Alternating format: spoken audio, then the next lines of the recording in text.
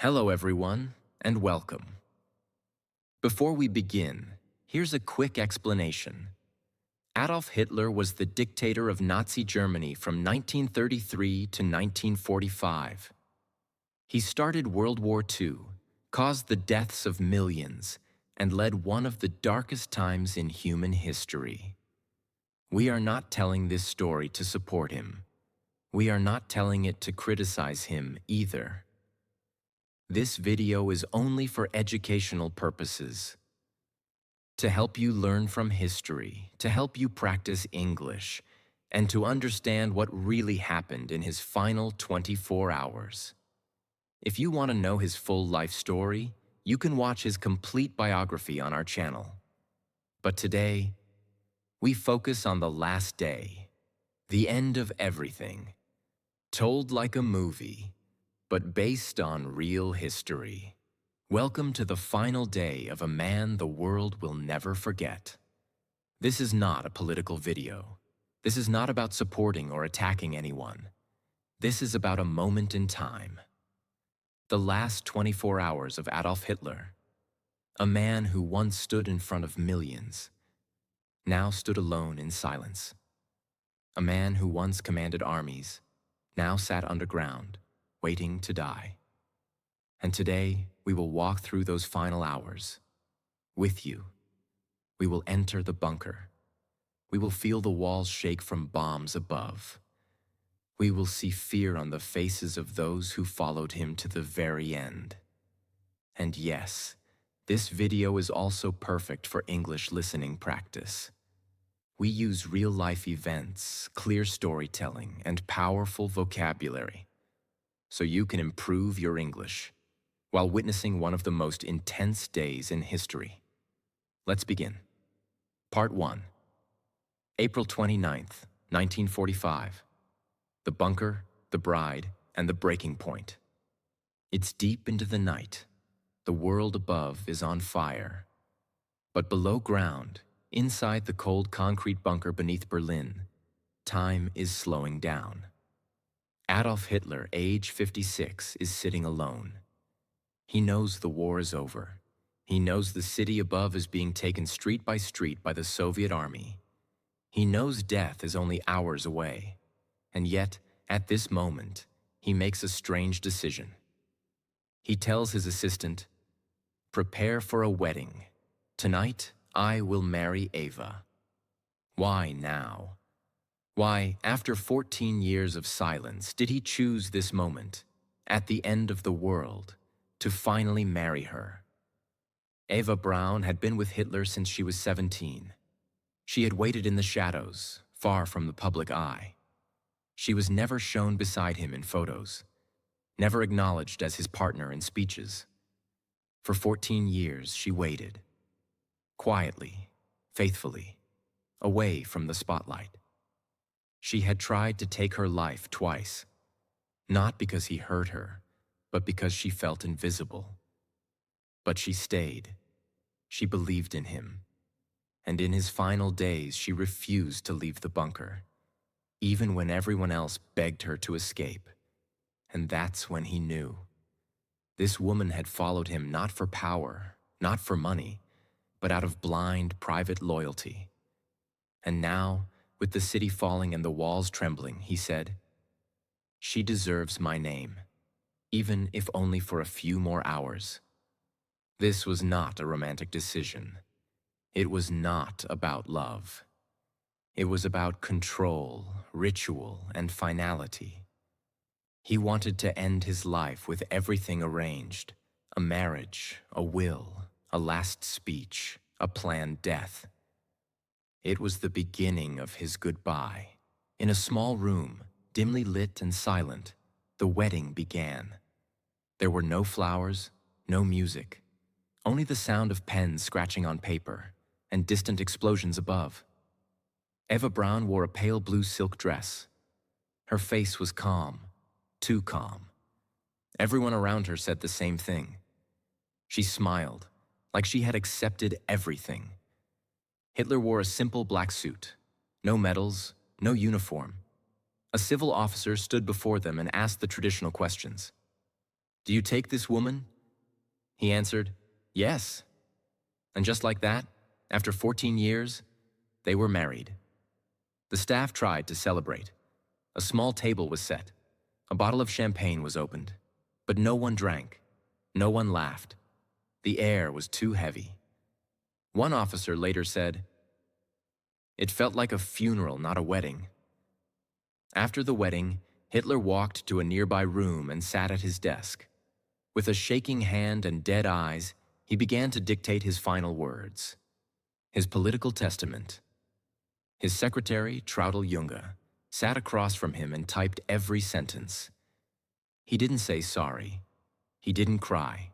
He didn't admit failure. Instead, he blamed the Jews for the war. He blamed his own generals for betrayal. He claimed history would understand him, though he would not be alive to see it.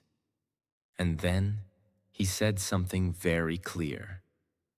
"I do not want my body to be captured. I want it to be burned." He remembered what had happened to Mussolini, whose body was hanged and spat on. He would not allow the same. He signed the document. Slowly, carefully, his last command. It was now close to 5 a.m. After finishing the document, Hitler went to rest. Not to sleep, because no one truly slept that night, but to lie down and wait. Outside, Berlin was breaking. Soviet tanks were smashing through the last Nazi defenses. Buildings were turning into ashes, and above ground, German citizens were running, crying, dying. But inside the bunker, it was like time had stopped. The walls were thick. The air was still. It felt like a world trapped in glass, frozen but shaking with every bomb outside. Eva sat beside him. She held his hand. They didn't speak much. They didn't need to. They both knew. This was their honeymoon and their funeral. Hitler's valet brought him a small breakfast, dry bread, a little honey, and a cup of tea. He didn't eat much. He looked thinner than ever. His face had aged 20 years in a month. His right hand trembled. His eyes were dull. His voice, when he spoke, was soft, almost whispering. He didn't talk about war, or escape, or hope. He just sat in silence, with Eva next to him, sipping tea while bombs shook the earth around them. Then, the message came. Heinrich Himmler, the man who had stood beside Hitler for years, had tried to secretly negotiate peace with the Allies, without Hitler's permission. Hitler stared at the report for a long time. Then he exploded. He shouted, screamed, hit the table with his fist. "Traitor, betrayer, I should have known." He ordered Himmler's arrest. But deep inside, he knew there was no one left to arrest him. The system he built was falling apart. And for the first time, even Hitler looked defeated. His eyes went quiet. He leaned back in his chair. He knew the end had truly begun. Part 2. April 29th, 1945. Afternoon to late evening. It's now noon. The air in the bunker is getting heavier. There's no fresh oxygen, no sunlight, just stale air and fear. Adolf Hitler walks slowly into the map room, where war plans once lived. He used to stand there with generals, pointing at countries, commanding troops. But now, the maps are useless. The lines on them mean nothing. The war is lost. The empire is broken. He looks down at the maps, not to plan, but to remember. These were once the maps of victory. Now they are just a graveyard of dreams. He doesn't speak much. His body is shaking. His legs are weak. His personal doctor offers him medicine. He refuses. Because deep down, he knows. This isn't a war room anymore. It's a museum of my failure. Hitler had one companion he trusted more than anyone. Blondie, his German shepherd. She had been with him for years, sleeping beside him, walking by his side. She was loyal, quiet, always calm. But now Hitler calls his doctor Werner Hasse and says something shocking. Bring the cyanide capsules. I want to test them. On Blondie. Why? Because Hitler no longer trusted anyone, not even the poison given to him by his own people. He believed someone, maybe even those closest to him, might try to trick him, give him fake capsules, and let him suffer. So he ordered the doctor to take one capsule and put it in Blondie's mouth. The dog died within seconds. No sound, no fight, just death. For a moment, Hitler said nothing. Then he looked away. That was his way of confirming. The poison works. I can use it too. But for many in the bunker, this was the moment everything changed. Because when Hitler killed his own dog, the one living thing he truly trusted, they knew. He is not planning to leave. He is not planning to survive. He is planning to die. But it didn't stop with Blondie. Eva's two Scottish terriers, Wolf and Stasi, were next. The puppies that belonged to Blondie, just a few weeks old, were also killed by Hitler's dog handler. They were poisoned, silently, quickly. Why? Because Hitler didn't want to leave anything behind. No body, no bloodline, no animal, no memory. The bunker was becoming a place of total erasure. If I'm going, he thought, then everything I touched, everything I loved, must vanish too. That afternoon, Hitler gathered his remaining officers. They had all served him for years. Now they stood in front of a man who looked tired, sunken, and already half dead. Some begged him one last time. Mein Führer, we can still escape. There's a plane. We'll hide you in disguise. You can go south. He shook his head slowly. No, I will not run. I will not be captured. He told them, I will stay here. I will die here, in Berlin. Some were shocked. Some were scared. Some were silently relieved, because now they knew they could leave without guilt. He gave permission for others to try to escape through the sewers. Some officers, drivers, and aides prepared to leave that night. Most would die in the attempt. But Hitler? He was done moving, done speaking, done fighting. Back in his room, Hitler sat beside Eva Braun. She had changed her clothes, now wearing a simple dark blue dress, no makeup, no jewelry. She had not cried all day. She had not shown fear. She was ready to die. Hitler looked at her and said, You still have time. You can leave. Go with them. Escape. She smiled gently and replied, No, I stay with you. It was not love. It was not passion. It was loyalty, cold, blind loyalty. They sat in silence. No music, no conversation, just the distant sounds of Berlin collapsing above. Hitler called his secretaries, his aides, his inner circle. One by one, he shook their hands. He didn't give speeches. He didn't say long goodbyes. He simply said, Thank you, you may go now. One secretary, Gerda Christian, later said, He looked like a ghost, but still, somehow, polite. Some wept. Some held his hand longer than they should have. But Hitler kept his face blank, emotionless, calm, as if he were already gone. That moment was the end of a chapter.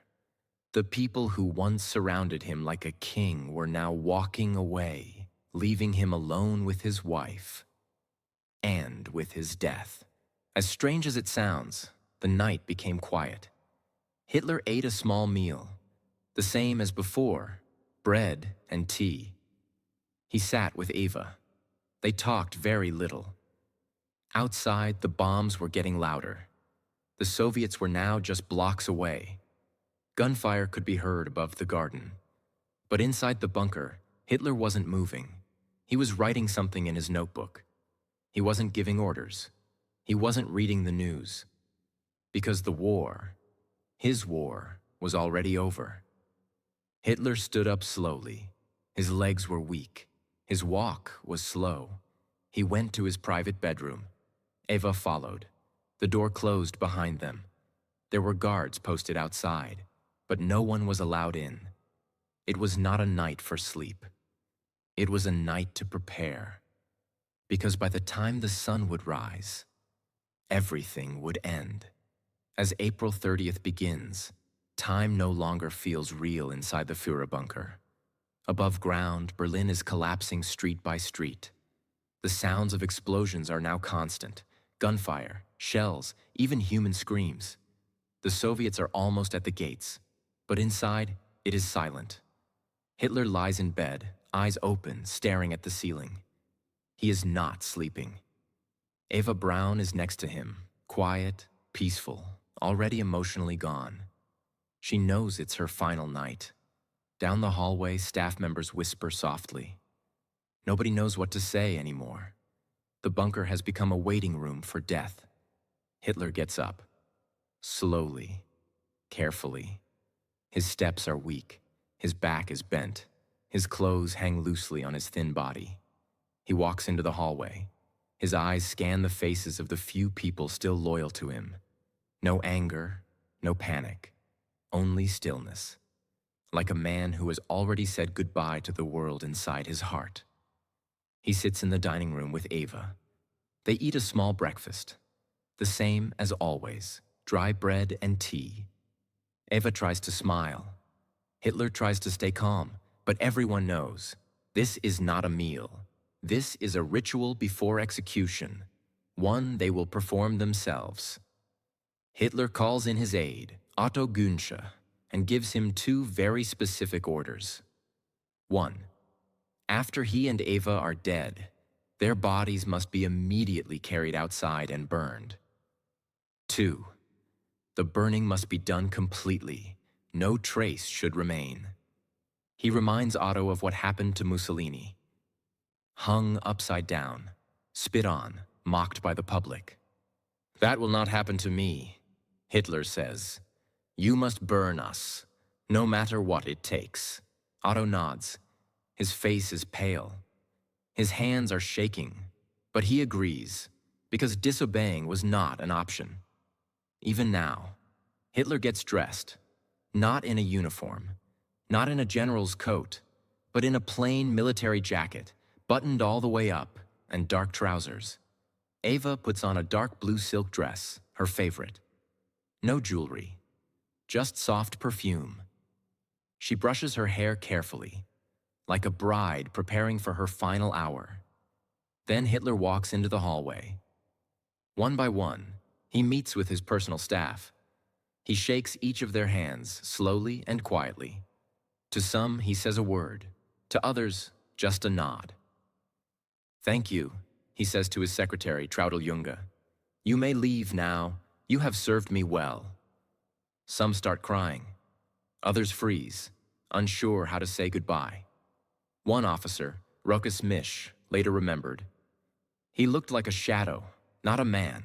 He was calm, but the calm of someone who has given up. The goodbyes continue, one by one. No ceremony, no tears from him, only silence. Hitler and Eva return to their private room. There, Eva sits on the sofa, calm, unafraid. She opens a small brass capsule, cyanide. She holds it in her hand and looks at him. They've talked about this many times. They will not let the Soviets capture them. They will die together, on their own terms. Hitler holds the same kind of capsule. But he also prepares his Walther pistol, the one he had used for years. He plans to take both the pill and the bullet, just to be sure. He calls in Otto Günsche and his valet Heinz Linge. He tells them, "The time has come. You will wait outside. When it is over, open the door." Otto and Heinz nod. They walk to the hallway and stand in silence just a few feet from the door. Inside, Hitler and Eva sit together on the sofa. 3:30 p.m. The final act. No one sees exactly what happens inside that room. But witnesses standing outside hear only one sound, a single gunshot. Otto and Heinz rush in. What they find will become one of the most talked about scenes in modern history. Hitler is slumped on the sofa. His body is still.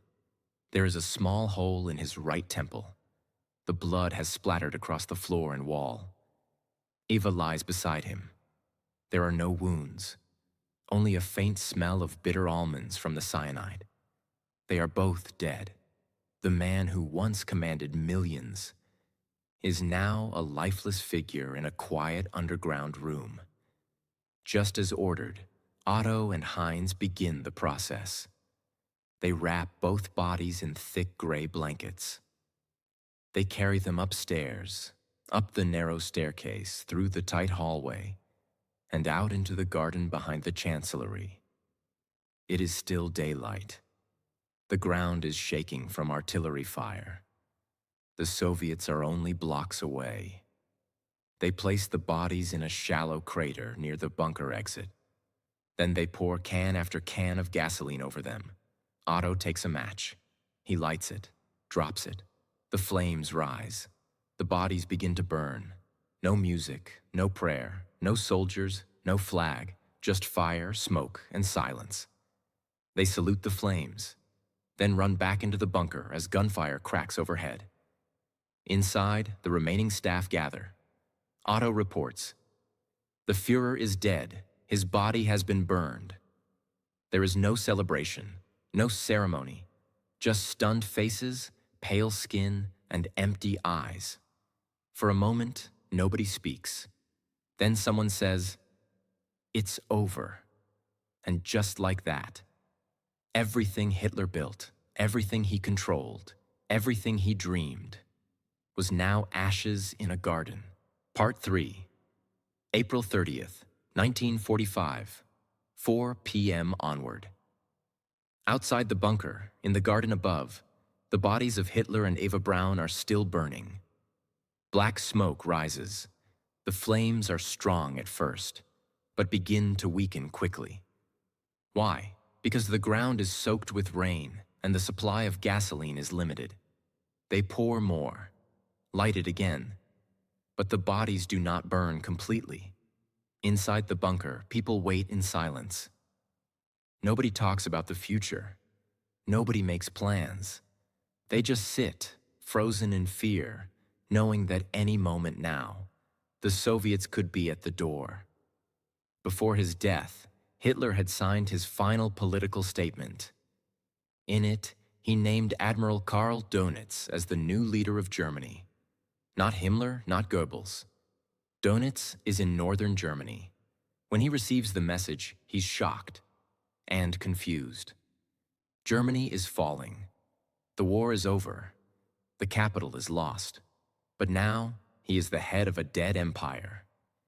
He immediately begins trying to negotiate peace with the Allies, hoping to surrender to the West, not to the Soviets. Inside the Führer bunker, something is different.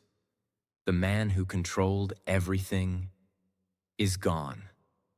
There are no more orders, no more leadership, no more future.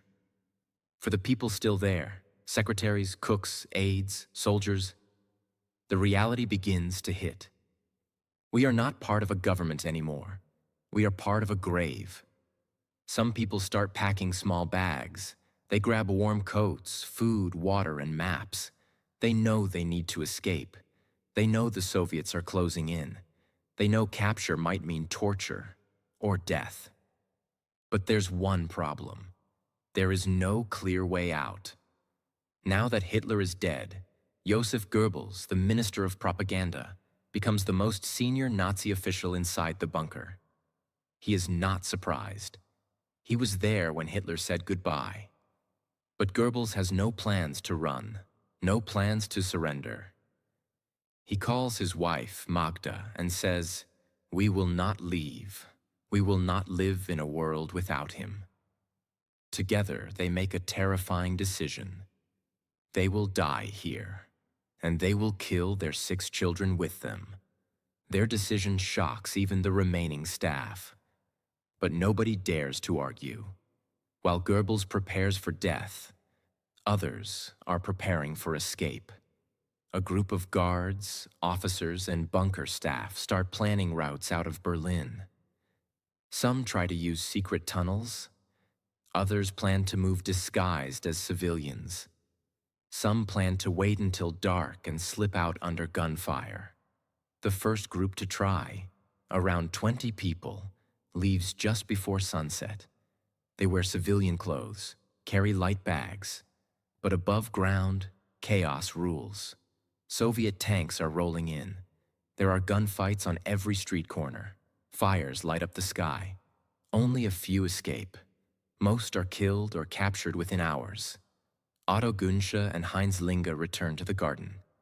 They check the remains of Hitler and Eva. What they find is disturbing. The bodies are still partly visible. Some of the skin is burned. The clothes are blackened. But the bones and faces are not fully destroyed. They pour more fuel. Burn again, but it's not enough. Then they gather the partially burned remains and bury them in a shallow crater, not far from the exit. They cover it with dirt, broken wood, and debris from the bombings. No cross, no sign. They want the bodies to disappear forever. Back underground, Magda Goebbels gives her children sleeping pills. All 6 of them, between the ages of 4 and 12, fall into deep sleep. They are dressed in clean white clothes. She then brings in an SS doctor who helps her give the children cyanide capsules while they sleep. They die silently, without ever waking up. Then Josef and Magda Goebbels go to the garden, the same place where Hitler and Eva died. They sit together. Josef shoots himself in the head. Magda takes poison. Their bodies are also burned, though not completely. By now, the bunker is becoming a mass graveyard. The bunker is almost empty of hope. The senior leaders are dead. The streets are overrun with Soviets. The sky is full of fire and gunshots. No help is coming. Some people cry, some drink, some pray. Others sit quietly in their rooms staring at the walls. No one knows what will happen next. But one thing is clear. This is no longer a war. It's just the end of everything. Part 4. May 1st to May 9th, 1945. The bunker is now darker than ever. The man it was built to protect is gone. His wife is gone. His dogs, his generals, his closest circle, all either dead or planning their escape. But the war above continues. Soviet soldiers are inside Berlin now, fighting street by street. Bullets fly, grenades explode, bodies fall. Inside the bunker, only a few remain. They are afraid, hungry, trapped. They don't know if they'll be killed or captured. That night, a voice is heard on German radio. It is Admiral Karl Dönitz speaking from northern Germany. He announces that Adolf Hitler has died, but he does not say how. The Führer has fallen in battle, fighting for Germany. That's what he says, but it's not true, and the world knows it. The real cause of death, suicide, is hidden from the public. The Nazi regime wants to protect Hitler's image, even after death. But the truth will soon come out. At last, Soviet troops reach the Reich Chancellery, the building above the Führer bunker. They kill or arrest the last few defenders, then storm the remains of the building. They go downstairs. And there it is, the bunker, cold, dark, half-flooded, filled with smoke, broken furniture, maps on the walls, blood on the floor. They find papers burned in piles, food supplies scattered, beds unmade, poison capsules left behind, and a strange silence. But one thing is missing: Hitler's body. The Soviets search every room. They question survivors. They look in tunnels. They search the garden. And then they find something. In a shallow crater near the bunker entrance, they discover a burned male body with a bullet hole in the skull. A female body, half burned, with no visible wounds. Remnants of clothing, boots, buttons, a dental bridge. The Soviets believe this might be Hitler and Eva Braun. But the bodies are so badly burned, they cannot be confirmed immediately. They collect the remains. They hide them. They take photographs. They begin secret autopsies. Back in Moscow, Soviet leader Joseph Stalin receives the news. He sees the bodies. He hears the reports. But instead of telling the world, he orders silence. Why? Because Stalin wants power over the truth. He thinks, if we don't confirm Hitler's death, the world will remain uncertain. So he says nothing. And by doing that, Stalin starts one of the biggest historical mysteries of all time. With no official Soviet confirmation, the rumors begin to spread. Maybe Hitler didn't die. Maybe he escaped to Argentina. Maybe it was a body double. Maybe the body was fake. Maybe he's hiding, waiting to return. These theories become legends. And even though his staff had seen him dead, even though his body was found, people start believing the lie. Because when truth is hidden, fiction grows. It took decades to confirm everything. But here is what actually happened. 1. Soviet doctors conducted autopsies on the burned bodies. 2. They compared dental records, the most reliable identification method available at the time. 3. Hitler's dental assistant, who survived the war, later confirmed the records. Her testimony matched the burned jawbone found in the garden. That jawbone, with gold bridgework, was Hitler's. The Soviets kept it hidden for over 20 years. Only in the 1990s, after the fall of the Soviet Union, did they finally admit, yes, the body we found was Adolf Hitler. With Hitler gone, Goebbels gone, and Berlin fallen, there was nothing left. On May 7th, Germany signs its official surrender to the Allies. On May 9th, they surrender to the Soviet Union. The war in Europe is over. Nazi Germany is dead. The Third Reich, once powerful, terrifying, global, has ended in a bunker, in silence and flames. The news spreads fast. Newspapers print huge headlines. Hitler dead. Suicide confirmed. Germany surrenders. War in Europe ends. Some people celebrate in the streets. Some cry in private. Some don't believe it at all. Because how could a man who started so much horror end his life in a quiet room with a pill and a gun? It felt empty. It felt too easy. But that's the truth. He didn't die in battle. He didn't face justice. He didn't beg for mercy. He died by his own hand, underground, surrounded by fear, failure, and fire. The Soviets destroyed most of it. They blew up the entrance, covered the ruins with concrete, and tried to erase it from history. For decades, the location was kept secret. Today, the site is just a simple parking lot in Berlin. No signs, no memorials, no statue. Because Germany chose to never glorify the place where evil ended. And that is powerful. And this was the true historical story of the last 24 hours of Adolf Hitler. Told not to praise, not to support, and not to attack, but to learn, understand, and remember. What we learn from this story, no matter how powerful someone becomes, if they lead through fear and hate, they will always fall, in silence and shame. History is not just about facts. It is about understanding the cost of blind leadership, war, and destruction. The most dangerous leaders are not the loudest. They are the ones who are followed without question. And finally, If we do not learn from the past, we risk making the same mistakes in the future.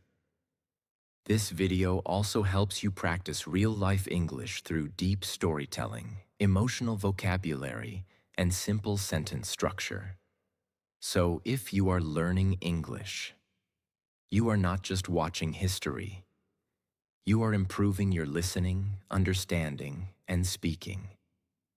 If you found this story powerful, if you learned something today, and if you want more true, emotional, and educational videos like this, then please subscribe to this channel right now, because every video here is created with purpose to help you learn, grow, and become stronger in English and in life. Thank you for watching. See you in the next powerful story.